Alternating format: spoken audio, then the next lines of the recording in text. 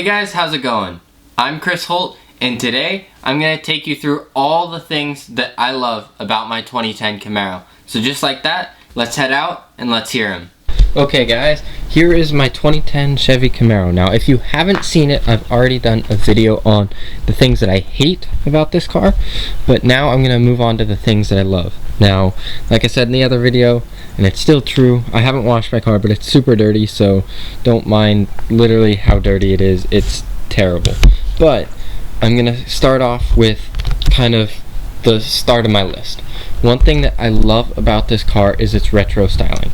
Now, for me, I have the 2010 to 2012 front grille, or 2013 front grille, and I like that a little bit better. Same with the taillights, but I'll get to that in a second. But it's got these side gills right here that homage to the '69 Camaro. Looks really cool in my opinion. And then the 4 taillights on the rear end like this, instead of the 14 and 15, how they have kind of one longer headlight like that, or tail light like that. And then the retro styling really comes into its play on the interior of the car. Now when you step in, it might be kind of hard to tell with the lighting, but the gauges right here, I really like the way that they look. Here, let me grab out the key and show you guys.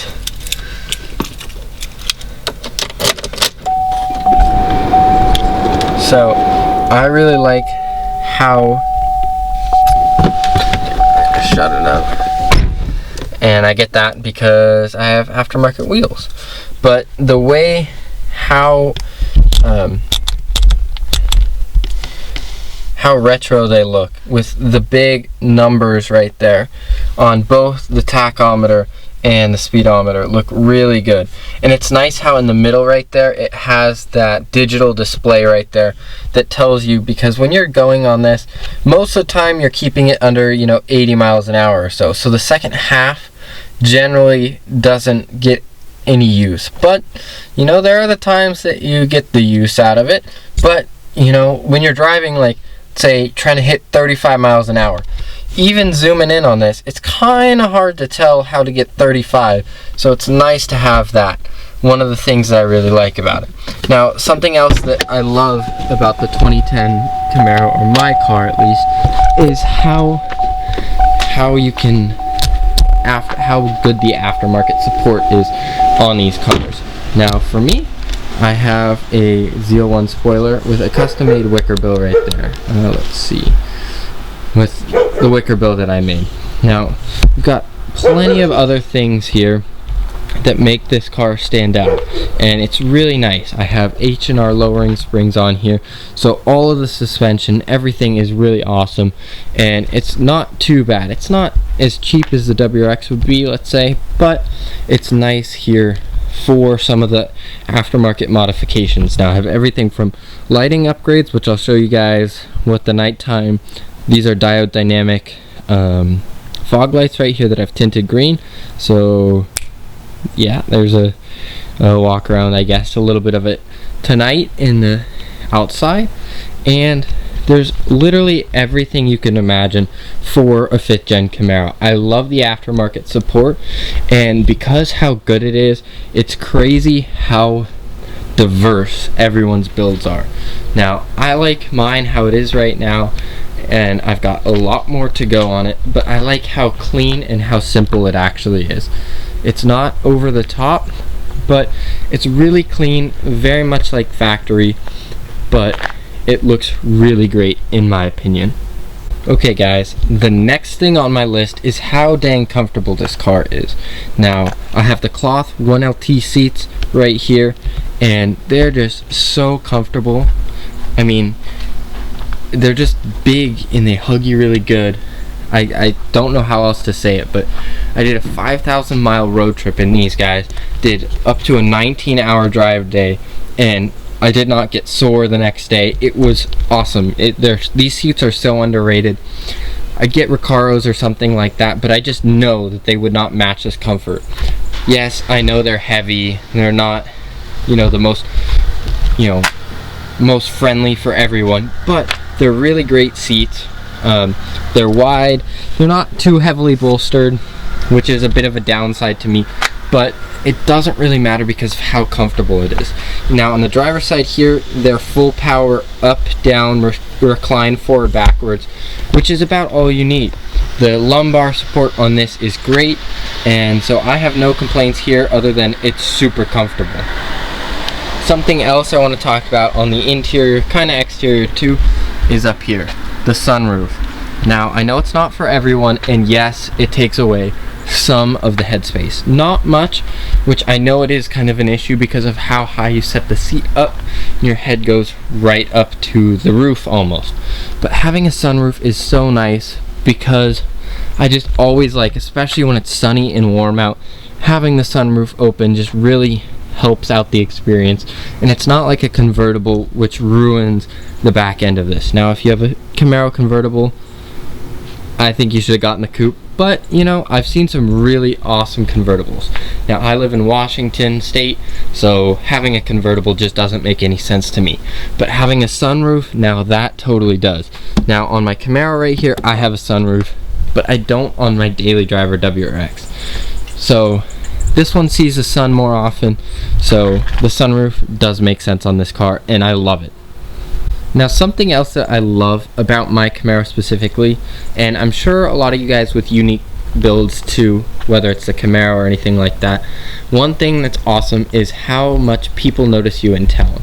Now for me, I have this car, and this is not my daily driver anymore. It used to be, but this is now my daily, the WRX, which people don't recognize me in. But if I take this car out to town, to, you know, downtown or anything like that, most of the time I'll get a text or a Snapchat or something saying, hey, are you in this town? Are you here today? And it's super cool, something you don't realize you love. Granted, that means that there's definitely some unwarranted attention from the police. They see you doing something stupid, it's not like it's gonna tell you the next day. They're not gonna unnotice you. Since it's such a unique car and a unique build, they're gonna know who you are, and they definitely do. But I've only been pulled over once here in this car, and no tickets, no speeding, so that's a good omen. Definitely knock on wood for that one. And yeah, it's actually really cool getting noticed in your car, even by your friends, and probably even especially by your friends. Alright, so the next things have to go with kind of what's under the hood. Now, for mine, I have a 2010 Chevy Camaro. This is the V6 LLT motor. Comes in a lot of CTS models as well, and certain things like that. Now, I've done some stuff to it, which, like I say earlier, I love the aftermarket support of the 5th generation Camaro. But what I want to talk about is the gas mileage. Now, your SS's, you're lucky to get 13 to maybe 16 miles per gallon in the city. This car gets over 20.